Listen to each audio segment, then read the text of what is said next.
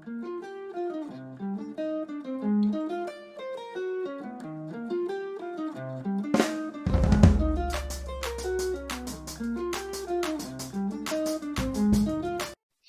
morning from Minnesota and good evening to India. This is Luther Kruger with the Big Blue Sun Museum of Solar Cooking, based in Minneapolis, Minnesota. And I'm here with Chetan Singh Solanki in India. What city are you in there in India? Well, I'm a faculty at IIT Mumbai, but I am on a very special tour and I live in a bus now. Oh, okay, great. So I'm sitting in a bus right now, and last 14 months I'm living in the bus and I'm traveling all the time. Okay, great. Well, welcome to the video series I have on YouTube. It's about solar cooking in particular, but you have a fascinating program there that I think we could emulate here in the United States for sure. So I want to ask just 4 questions. And the first one is, how and when did you individually discover solar energy and specifically solar cooking? Well, I did my PhD on solar cell technology from Europe way back in '99. So it has been more than 2 decades that I have been working with the solar energy. But my expertise is in solar cell technology, silicon-based cell technology. But around 2017, there was a interest. I was thinking to develop a cooking solution, and particularly, I thought of creating a alternative to a solar box type cooker. Right? We have all seen the solar box cooker, which has not become very common, unfortunately. And one of the fundamental reasons that I believed was that it required a person to go out in the sun and put the food and wait and do there. So my idea was, why can't we use solar photovoltaic and a solar electricity, bring the wire to the kitchen and do the cooking inside the kitchen? The constraint, of course, is can we do it at the same cost? And typically a box type cooker in India is about 3,000 rupees, 3,500 rupees. And can we do it in 3,500 rupees equivalent cooking?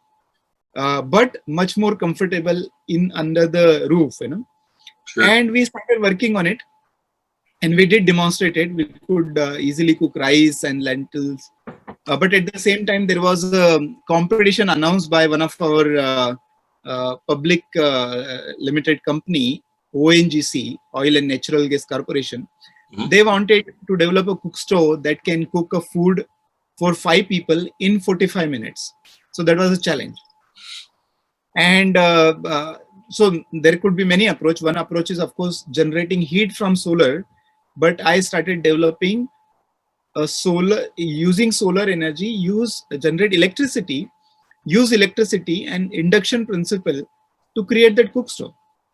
And because induction is a very efficient process, but typical induction cook stoves available are AC based, AC power they take. But solar is DC, and if at all we are going to store energy in battery, that is also DC. So we develop a DC induction cook stove. So basically we bypass many of the electronic blocks which are sitting there to convert AC into DC. So we directly DC and then high frequency AC. So we converted the solar induction, and it actually was as fast as any other induction. It could cook food for 5 people in 45 minutes, and we were the winner of that competition from that ONGC. So that whole exercise worked very well.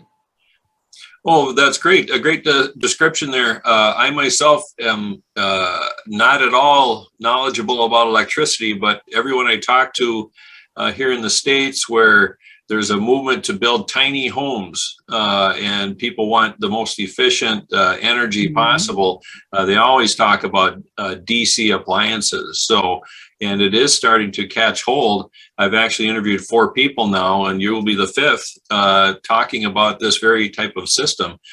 So it's obviously gaining popularity.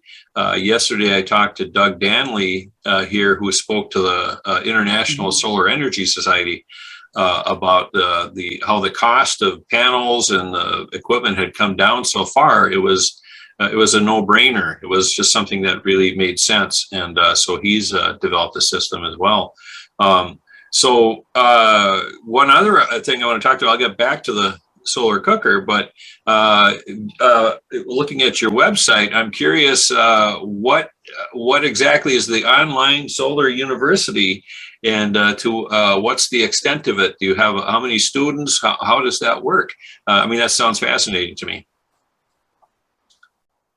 Well, I mean, one of the problems of the world today is the lack of energy literacy. You know, that everybody is using energy, but very few people are aware that how complicated it is for the governments to supply you energy, how impactful it is for the environment, how much carbon dioxide you are emitting and all.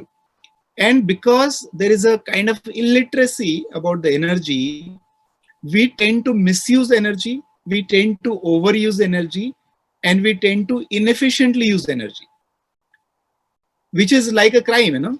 How can you overuse, misuse, and inefficiently use energy? When we use energy, it results in carbon dioxide emission, and this carbon dioxide stays in the atmosphere for almost 300 years. So 1 day of misuse is 300 days of paying for somebody. And therefore, one of the idea of this online solar university is make people energy literate. And we have launched a program called Energy Literacy Training. And I hope all those people who are going to watch this video, this training is free now. You can actually access it at www.learn.energyswaraj.org. So learn.energyswaraj.org, everybody can get a training. And I really recommend every energy user to get energy literate. Great. And that's anyone, anywhere in the world. Anyone in the world, and everybody who is an energy user can do that. I also feel one of the interesting idea that came recently, you know that I keep traveling all the time and I'm meeting thousands of people. Somebody suggested this, that look, for driving car on the road, I need a license, isn't it? So that, for safety of others. Sure. But for using energy, there is no license, and by misusing energy, we are causing so much of a destruction and a climate change. And therefore, there should be a license to use energy, And this my energy literacy training is that license. So you become energy literate and you are free to use energy as much as you want. Is this license, is it recognized by the government, or is it? No.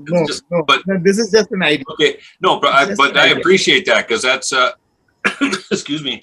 I mean, that really lends the credibility to it, and gives people the confidence that they've taken that extra step. So that's great. So for the individual here, we really try to promote solar cooking locally here in Minneapolis, throughout the states, just case by case, make it a part of your life at home. That, and apart from that, what would you recommend any individual do to promote solar energy, and specifically solar cooking? We know that in countries where they're deforesting rapidly, it just seems to be one of the first steps they can take, like the immediate first step. But any thoughts on that, or other steps people can take?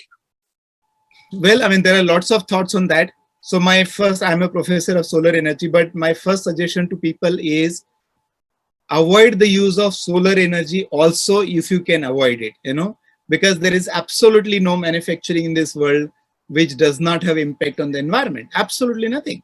Which means even if you are going to put a lot of solar panels, you're already contributing to the carbon footprint and the hazardous gases. So therefore, I have created a rule, for everybody who is going to solar, my 3-step rule. Follow this 3-step. It is called Amg Rule. AMG. A means avoid the use of energy as much as possible, even if it is solar energy. And what you can do, there are many things that you can do in cooking. For example, to keep the food hot, if you just, for example, if you're going to cook rice, what you do is you bring the water to the boil, put the rice and close it very properly. You don't have to supply further energy, rice will be cooked. The actual energy required to cook a rice of 100 grams is only about, some 25 watt hour, 30 watt hour. In reality, we end up using 60 watt hour, 70 watt hour, 80 watt hour. So we are very inefficient. Why? Because there is a lot of losses of energy. So one thing everybody can do is avoid the losses. Soak your food early so that it becomes softer, so it takes less energy. Use well insulated vessels, thermally insulated vessels, so that that takes less energy. Use less thermal mass of the vessel so that a lot of energy does not go in heating the vessel itself. Cover it up so that unnecessarily evaporation does not take place. So there are many things you can avoid and use less energy. So avoid is the first rule. If you cannot avoid it, next rule is minimize the use of energy as much as possible using efficient appliances. So increase the efficiency, avoid the losses and minimize it. And third thing is, if you cannot avoid, minimize it. If you cannot minimize, then only generate. So generation of energy of any form, including solar energy, has to be the last step. And that is what everybody should do, and there are many leakages and losses that I'm sure is there in every kitchen. So avoid your loss of energy, protect it well, insulate it well, and I'm sure your energy requirement will come down by at least 20-30% easily. So follow AMG rule. AMG, and if you do not follow AMG, what happens? You have to say OMG, oh my God, solar energy is expensive. I like that. And I think you're the first person I've talked to who said, when you can avoid solar energy or solar panels and so forth. I've not heard that before. Every interview I do, I hear something new, and this is a new one, but very sensible. We have 6 kilowatts of solar panels on our roof of our home, and everyone told us, that's way overboard. And I'm thinking, though, it's part of a net metering scheme here in the United States, where we're lucky because some states don't allow that. And so this actually, I'm relieved because the generate comes into play, because now I'm generating for the rest of the community. So I'm off the hook for the other things. Wow, that is fantastic. How many students have gone through the university? And besides the license, are there other programs? Well, I must say that, there are other programs, and we have a training program for how to design your own solar system. Everybody can do that. There are 15 simple, beautiful videos. About 1.5 lakh, which means about 0.15 million people have done that course. There are more training programs we are uploading how to measure solar for many students. Those who are new into solar energy, they can actually learn how to do the experiment with solar energy. And solar energy is very simple, actually. So we need to demystify the use of solar energy so that everybody can play with it. So I must say that we have started new this online solar university, and the target we have for energy literacy training for year 2022 is reaching out to 20 million people. Wow. We want to literate at least 20 million people in year 2022, and by 2030 we want to bring energy literacy to at least 1 billion people across the world. Wow, that's those sound like extreme goals, but you have an excellent tool, of course, and now during the pandemic, it's a necessity of being able to do it online and to offer it for free. That's fantastic. Do you have other professors working on it? There must be other people that participate in putting on the classes. Well, I mean, no, right now, because we are just developing our platform properly, and we are testing if everything runs smoothly. And that's the whole idea, that once platform is smooth and people can access it, the courses, then we are likely to about 35 to 40 courses, and we are going to invite people from various disciplines within energy to put their courses. And my idea is that there should be a course for a housewife to a researcher, so even housewife, because she or he actually determines a lot of use of energy, and their sensitivity and knowledge about energy and misuse and efficient use of energy is very important. So if you have no technical knowledge, but you're a user of energy, you should do a course. And if you are a master degree holder and if you want to do research in solar energy, there should be a course for that person also. So we basically we want to create an entire spectrum where people can learn anything and everything they want to learn about solar energy. Oh, great. That's fantastic. I keep thinking of our current state of affairs here in this country, and there is finally some moving forward with removing our dependence on fossil fuels. I just read of New York City and California. They are pushing to prohibit the use of natural gas in buildings, and that they're actually going to try to say just stop using it. And the pollution inside a home, for instance, we have a gas stove, and I wasn't aware of this.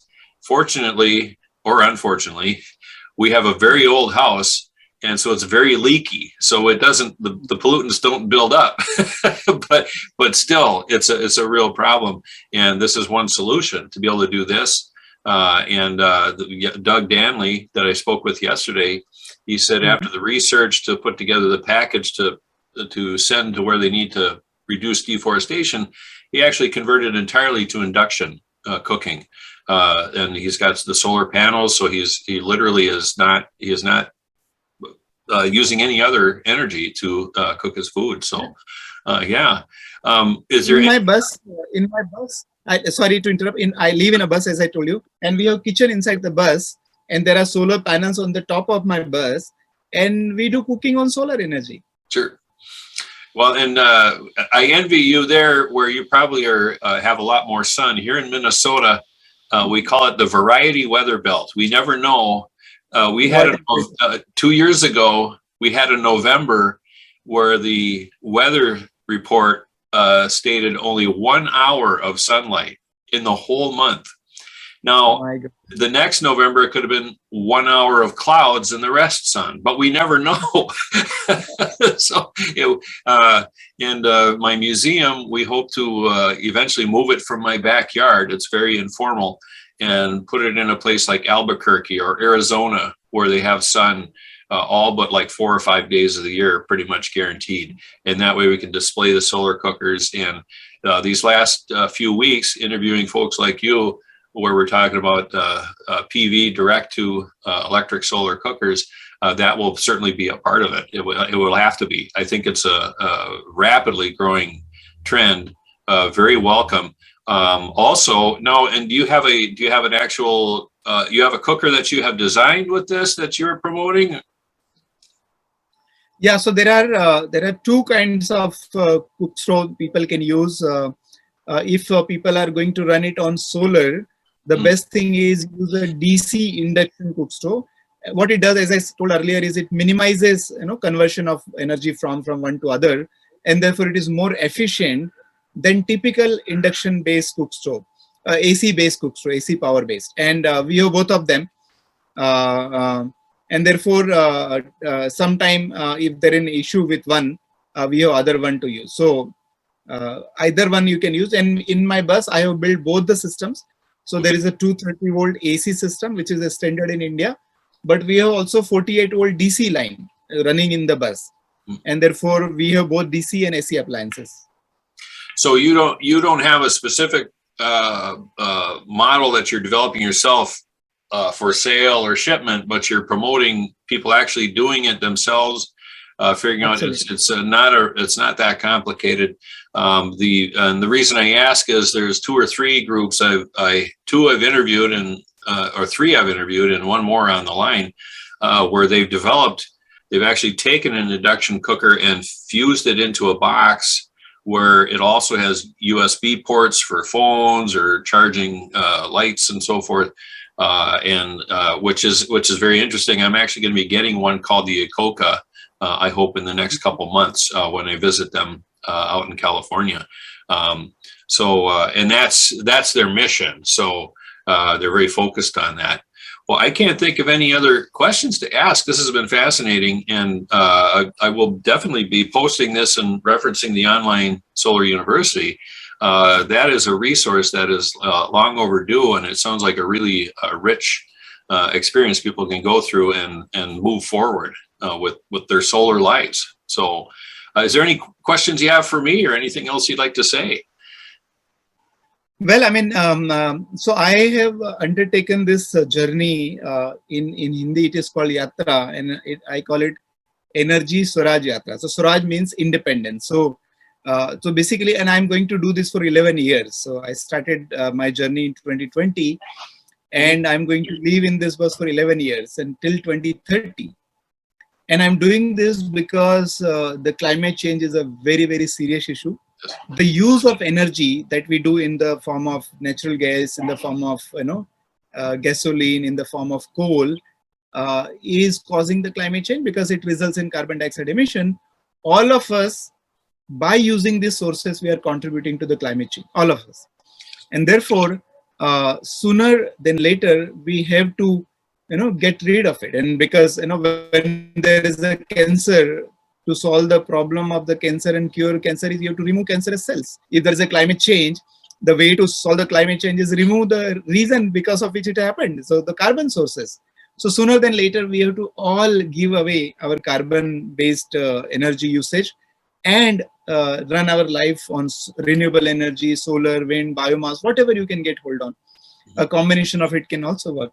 And I think this is what we need to do it. And my idea of, and for 11 years, I'm not going to go home, by the way. I've taken a pledge to not go home until 2030, because I believe that the problem is very big and each one of us are contributing to the climate change, and each one of us must be part of the solution.